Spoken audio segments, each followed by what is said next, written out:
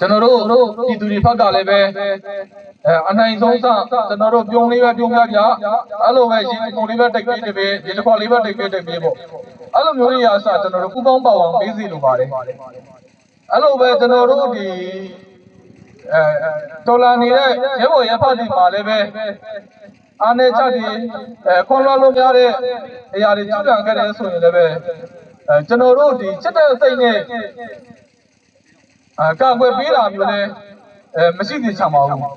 ကျွန်တော်တို့စီမင်းစည်းကမ်းနဲ့ပေါင်းနေကြိုးကန်ပြီးမှလောက်လာတယ်ဆိုရင်လည်းပဲတောက်ဆိုင်ရာတာဝန်ရှိတဲ့သူတွေကိုဟောလာတောင်ပြပြီးသံပေးတာမျိုးဖြစ်သေးချင်ပါတယ်ကျွန်တော်တို့ကဒီအခွန်ထုတ်ကန်နေလည်းမဟုတ်ပါဘူးကျွန်တော်တို့ကတော်လာပေးနေရလို့ဆိုပြီးမှကျွန်တော်တို့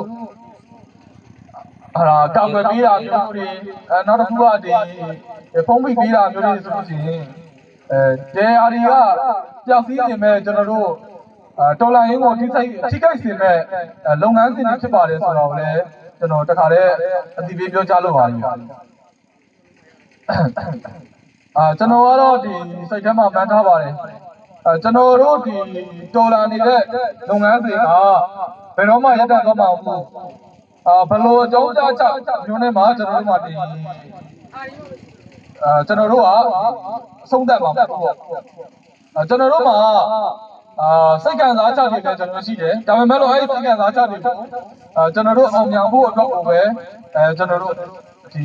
လက်ကားတစ်တွေအဖြစ်ကျွန်တော်တို့အသုံးပြုပါတယ်ကျွန်တော်တို့ဒီစိတ်ကံစားချက်တွေရှိတယ်ဆိုတဲ့အရာတွေကကျွန်တော်တို့ရှိတာကျွန်တော်တို့ရဲ့ဒီမသိတဲ့နောက်ွယ်